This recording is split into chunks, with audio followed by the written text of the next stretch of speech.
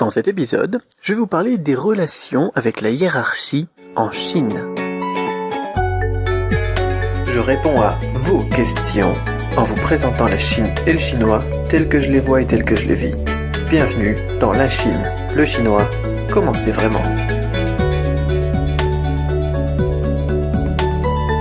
Bonjour, c'est Drigo, auteur de la méthode Cramp et bienvenue dans l'épisode 89 de la Chine, le chinois, comment c'est vraiment, #LCCCV.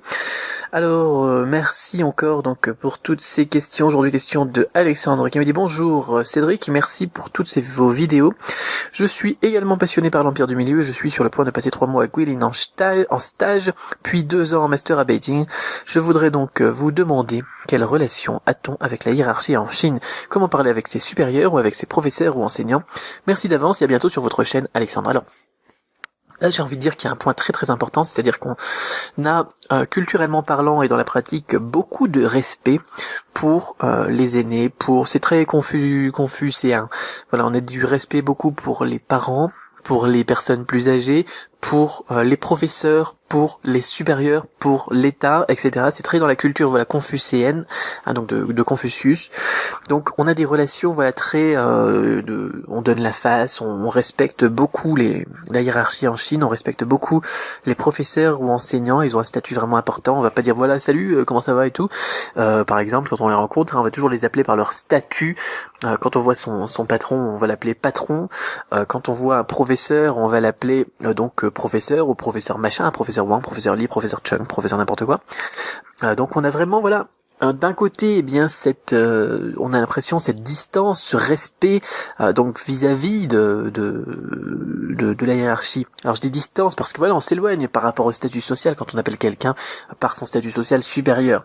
Mais d'un autre côté, c'est l'un des rares pays où j'ai vu que les personnes étaient tellement proches dans les équipes, donc dans les entreprises ou dans les classes. C'est-à-dire que il est super fréquent de se faire une bouffe ou un karaoké avec son patron, de se faire une bouffe ou un karaoké avec son professeur.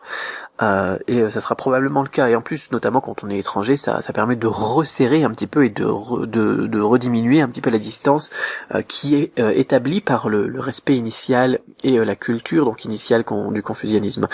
Donc j'ai envie de dire que pour répondre à la question comment parler avec ses supérieurs ou avec ses profs ou enseignants, eh bien on va le faire avec beaucoup de respect, tout simplement. Quelle relation a-t-on avec la hiérarchie en Chine? Eh bien beaucoup de respect là encore, et éviter de faire perdre la face à son patron en lui disant non tu t'es complètement gouré là ou n'importe quoi. Donc la question de face. Mais d'un autre côté, je voulais vraiment insister là-dessus.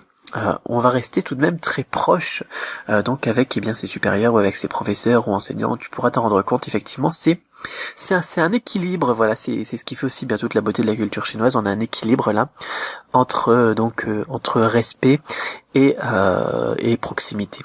Voilà, et c'est très bien comme ça, je trouve. Mais c'est un petit peu comme si c'était des gens de la famille, quoi. Ils font partie de notre cercle du coup, parce qu'on travaille avec eux ou parce qu'on étudie avec eux. Donc du coup, ils rentrent dans un cercle de relations et c'est un petit peu le même concept que le cercle familial, quoi. On va respecter, normalement on respecte ses parents en France parce que c'est nos parents, mais d'un autre côté, ça nous empêche pas de se faire une bouffe avec, d'ailleurs heureusement, et d'aller au cinoche. Voilà. Donc ça sera exactement la même logique qui est un petit peu étrange parce qu'en France on est beaucoup plus éloigné.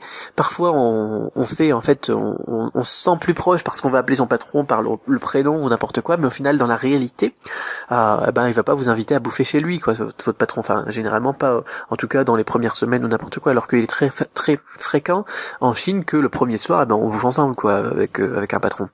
Voilà. Donc c'est un petit peu le contraire, c'est un petit peu marrant de voir ça au niveau interculturel, de la différence entre le parler, le respect et la pratique, et ce qui se passe vraiment.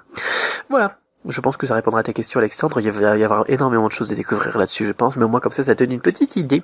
Donc voilà. Si vous aussi vous avez une question sur l'interculturalité ou n'importe quoi, sur le voyage en Chine ou les études en Chine ou bien alors la hiérarchie ou le confucianisme ou n'importe quoi, eh bien n'hésitez pas à les poser. Donc sur du-chinois.com/question, je me ferai un plaisir donc d'y répondre à un prochain podcast pour qu'on continue à garder l'esprit ouvert et qu'on tue toujours ensemble les préjugés. J'espère que cet épisode vous a plu. S'il vous a plu, n'hésitez pas à commenter et à partager.